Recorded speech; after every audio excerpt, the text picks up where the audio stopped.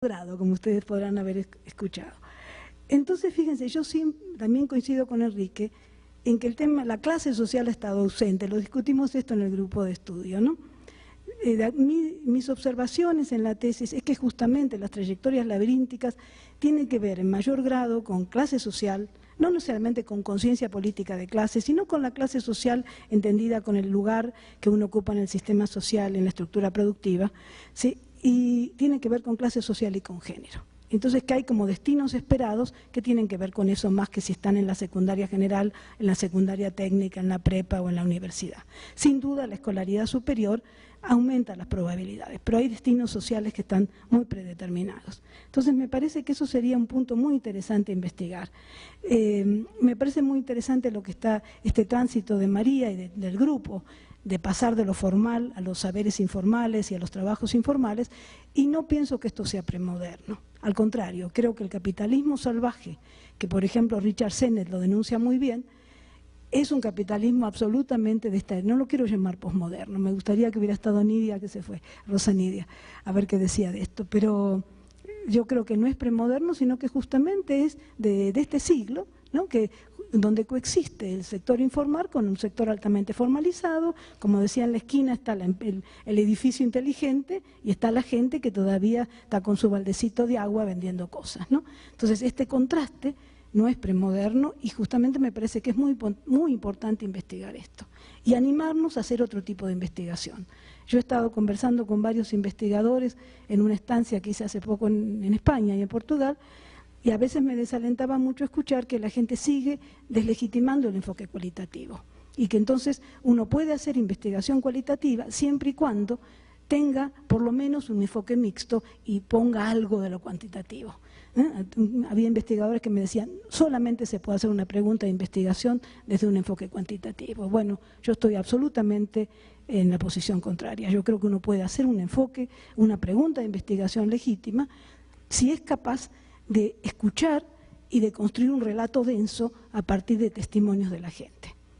Entonces me parece que este enfoque sencillo de preguntarle a la gente en la calle, de hacer entrevistas, de animarse a estar en la entrevista, es fundamental para desmistificar relaciones lineales entre educación y trabajo y entre tantas otras cosas, como para generar un sistema escolar diferente. Porque nosotros tenemos ahora un sistema educativo que en nombre de la calidad y de la equidad, lo que ha llevado es a una absoluta destrucción del sistema educativo y a una escolaridad muy desigual que justamente sigue circuitos de clase y de género. No solamente, y además hablamos de formación para el trabajo como si solamente se formara para el trabajo en la secundaria, cuando en realidad todo el sistema educativo forma o deforma para el trabajo.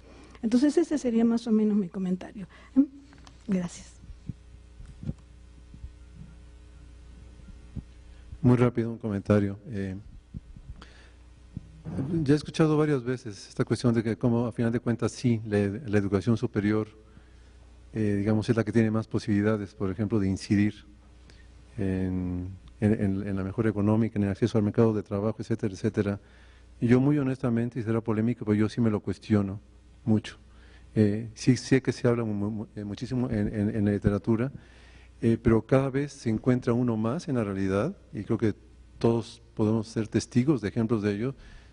Yo me lo encuentro tanto en taxistas como ahora que vengo de trabajo de campo, de cómo jóvenes a final de cuentas también, inclusive de clases sociales, digamos, desfavorecidas, que logran acceder a un título universitario, y encuentro que muchas veces son mejores las oportunidades que tiene algún técnico, y creo que hay investigaciones sobre esto, como muchas veces los técnicos de los CONALEP, ¿sí?, o de bachilleratos técnicos, justamente pueden acceder a mejores mercados de trabajo hoy en día que aquellos que tienen educación superior.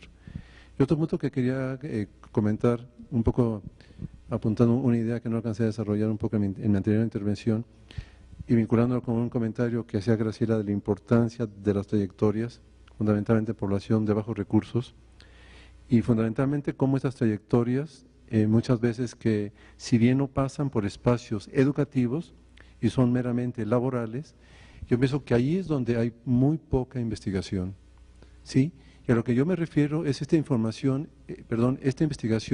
minuciosa de conocer, por ejemplo, qué hubo detrás, esa famosa caja negra, qué hubo detrás, la cantidad de cosas que hubo detrás en que una persona, por ejemplo, esté ocupando un puesto X, tenga una actividad, haya podido desarrollar una microempresa, etcétera, etcétera.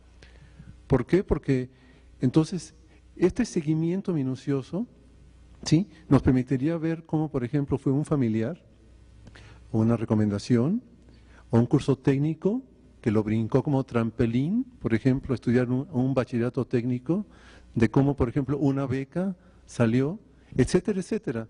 A lo que voy es, yo pienso que hay procesos muy, muy complejos, muy cotidianos, que inciden justamente en que un joven acceda y otro joven no acceda.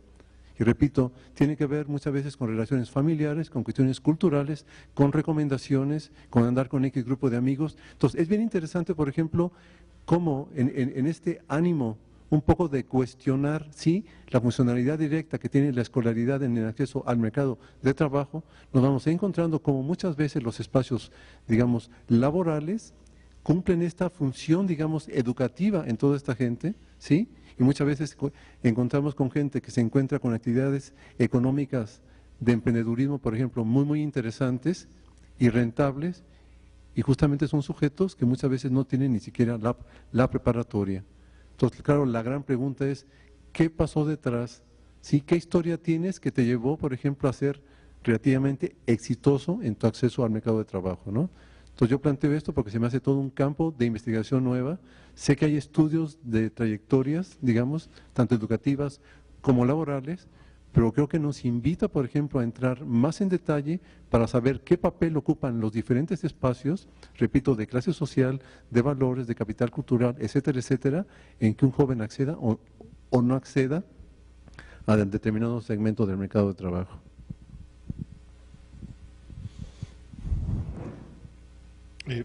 Bueno, yo quiero cerrar también con algunos comentarios.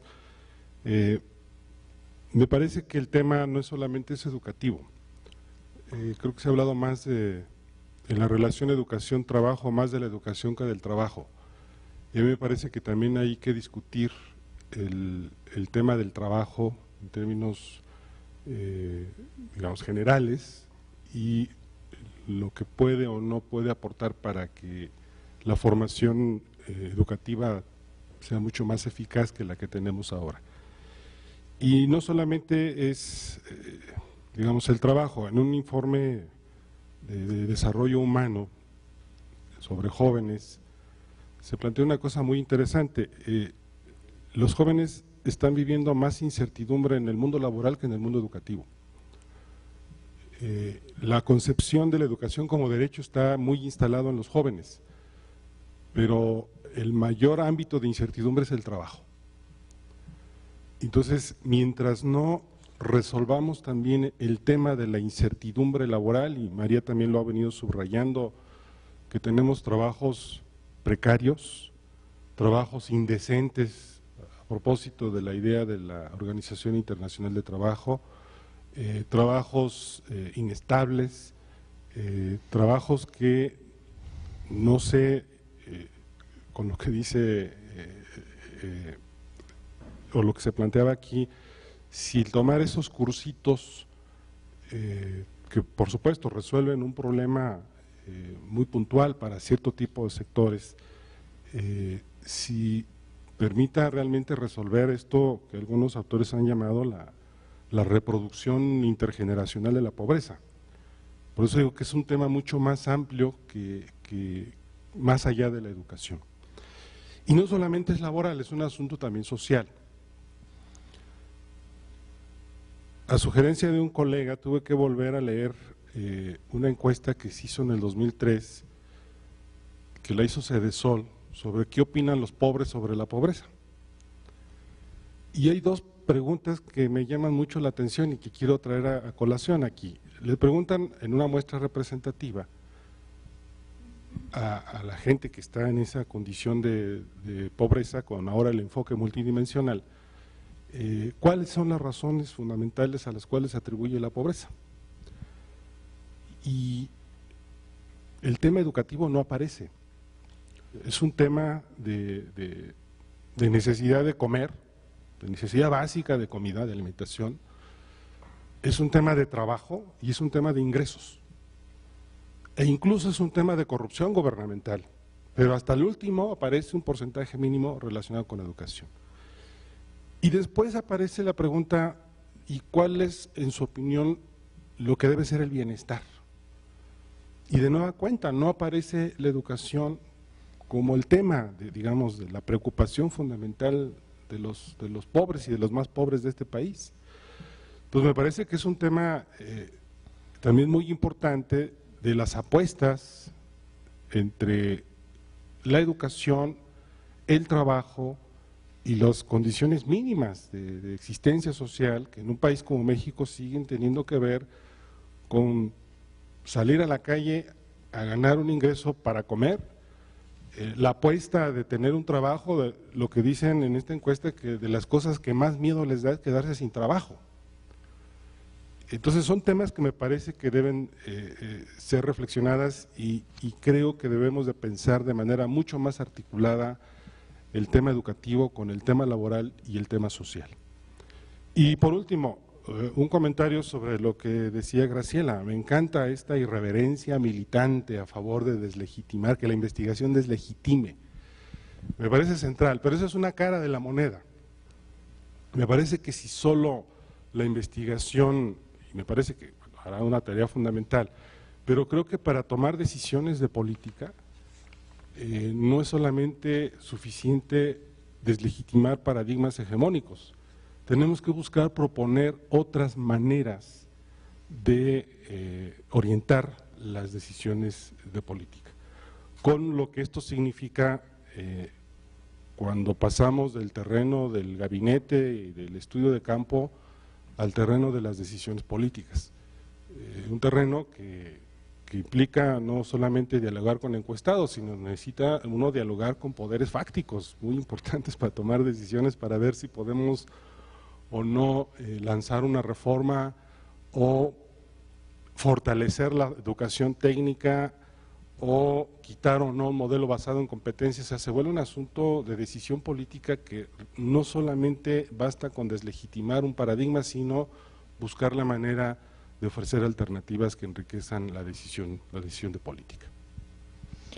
Bien, tenemos un tiempo breve, si quieren dar otra ronda, y yo concluiría para terminar a tiempo. Sí, Graciela. Sí, mira, yo simplemente quería señalar dos cosas. Una, sí, no solamente la función de la investigación es de legitimar, sino construir.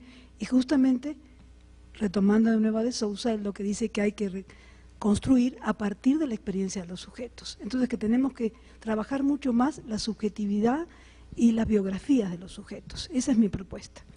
Y tanto de los jóvenes como de los adultos, porque cuando pensamos educación no tenemos que pensar solamente en niños y en jóvenes, sino también en los adultos, y pensamos en un programa de educación permanente donde la gente pueda seguir aprendiendo continuamente y cómo nos damos también la posibilidad de que el trabajo sea un espacio educativo. Yo creo que tenemos que hacer muchas más investigaciones sobre trabajo, sobre nuevas formas de trabajo, sobre trabajo remoto, sobre el trabajo de la casa, sobre las innumerables formas de trabajo formal e informal. Y también tenemos que preguntarnos qué pasa con la identidad de los jóvenes y de los adultos. Justamente lo que plantea Sennett es que este mundo en que el sujeto hace fragmentos de trabajo, vuelve a empezar cada vez, corre de aquí para allá, complica mucho la construcción de una identidad estable. Y entonces como cada vez más la identidad no tiene como referente a un único trabajo, sino a múltiples trabajos, al ser padre o madre, al ser vecino. Entonces hay que pensar también el tema de la identidad. Entonces yo creo que tenemos que pensar el tema de los jóvenes, el tema de la identidad, el tema del trabajo, y que eso no es solamente un tema pedagógico, sino que es un tema político. Es un tema político que tiene que ver con cómo construimos comunidad.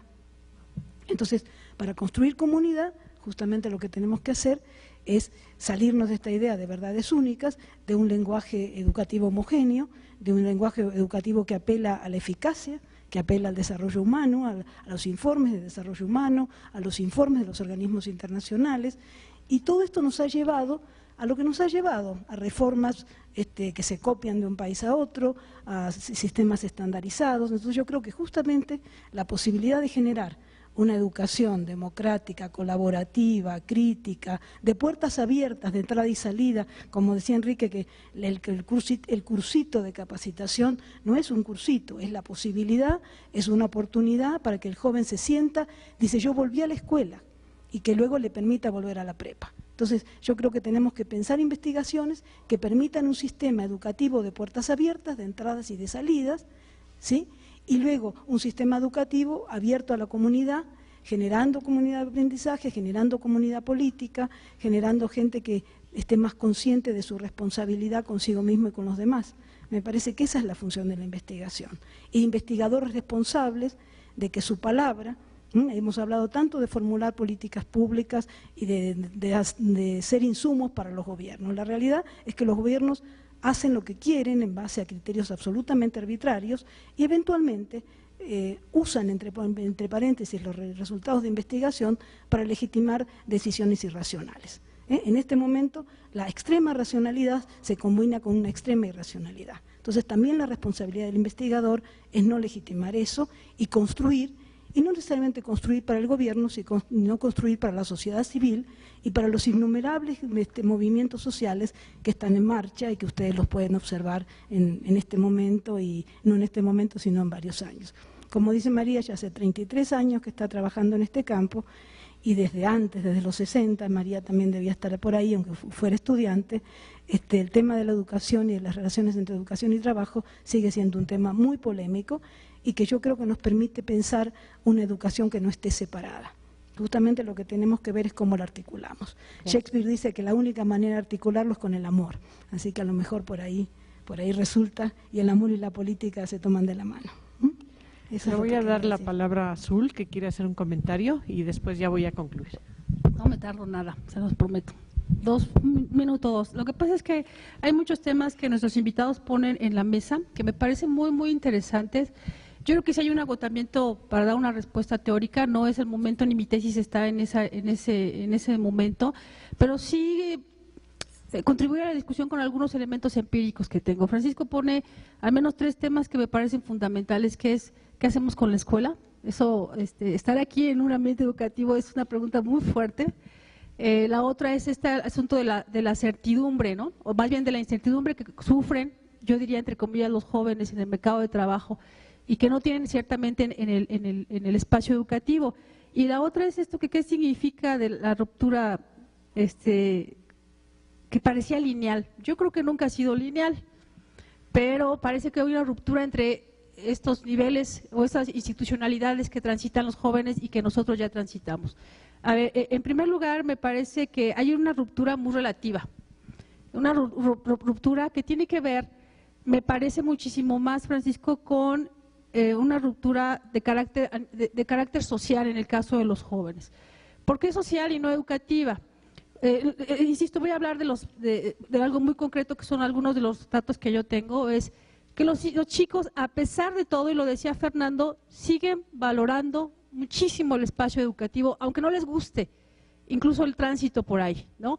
Pero lo que sí hay un cambio fundamental es en el caso a nivel social. Por ejemplo, la mayoría de los chicos viven en unión libre y no casados, son muy pocos los casos, y estoy hablando de jóvenes de entre los 29 y 31 años. La mayoría no tiene hijos. Por otro lado, la mayoría vive en casa de sus padres y ya tienen trabajo, y algunos ganan muy bien.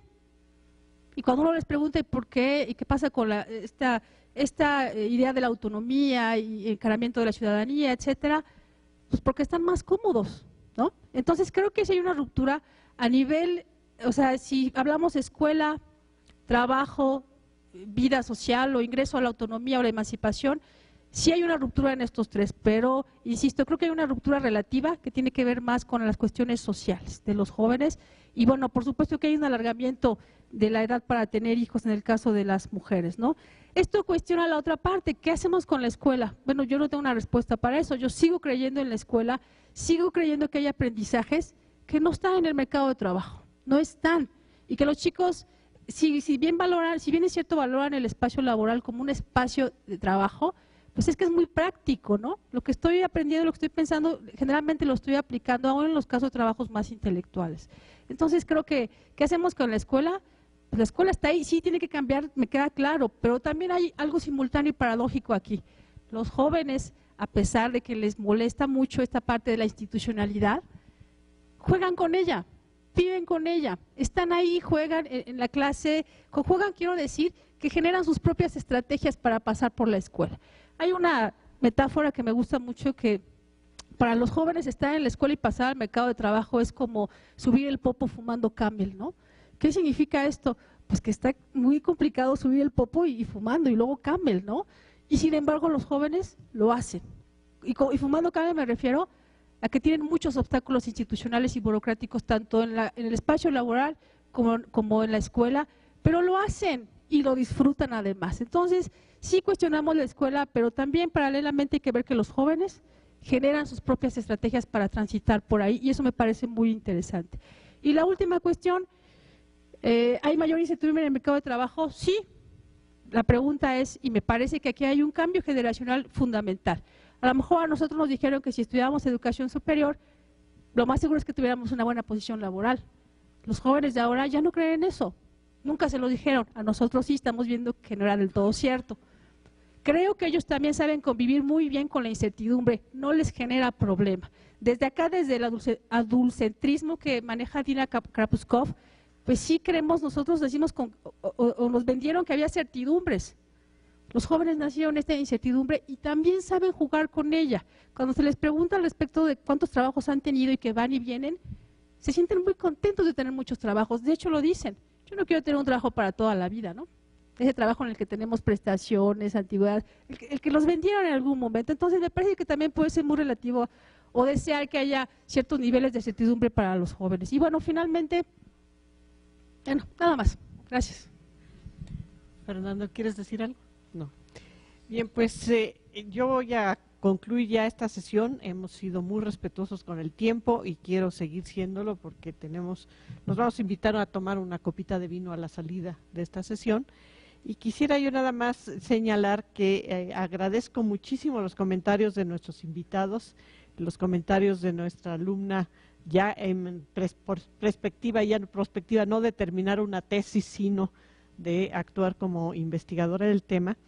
Me parece que en esta relación, estas investigaciones de la relación entre la educación y el trabajo, generalmente el trabajo se ve como un espacio mítico, así lo ve la política educativa, el espacio mítico de las grandes empresas, de las empresas formales bien constituidas que pagan prestaciones, que crecen, y ese es el referente que se pone al mundo de la escuela casi siempre.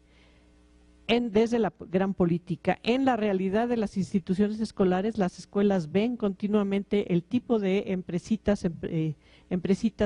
que nacen, que desaparecen, que duran 3 o 4 años, que vuelven a intentar crecer y que deberíamos de tener un mayor y mejor conocimiento también de cómo es que se construye el trabajo y cómo es que desde el trabajo se ve a la educación, no simplemente como el rubro que va a proporcionar la mano de obra calificada, sino como este espacio en donde los jóvenes y los adultos también pueden tener mejores oportunidades de aprender a desempeñar mejor su trabajo. Nos han planteado temas importantes que atender. Efectivamente, como dice Enrique, los centros de capacitación para el trabajo, él es el único investigador de este país que los estudia. Sobre la relación de la secundaria técnica con el trabajo, creo que Graciela es también la única. Hay algunos investigadores que han estudiado el CONALEP, otros investigadores que hemos estudiado la escuela media, los agropecuarios, las escuelas industriales. Hay muchísimas lagunas que podríamos seguir llenando con datos concretos de qué pasa en el caso de estos egresados o de estos otros, pero sí creo también que es importante que empecemos a modificar o encontrar una manera de no solo de llenar huecos de información, sino de comprender esta difícil y compleja relación entre la educación y el trabajo. Yo les agradezco a todos su presencia, los invito a tener preguntas y diálogos al calor de una pequeña y una escasa copa de vino y podemos allá seguir platicando y concluir. Sí, vamos a entregarle a nuestros participantes el único premio que se merecen por haber venido, que es un diploma de participación. Muchísimas gracias.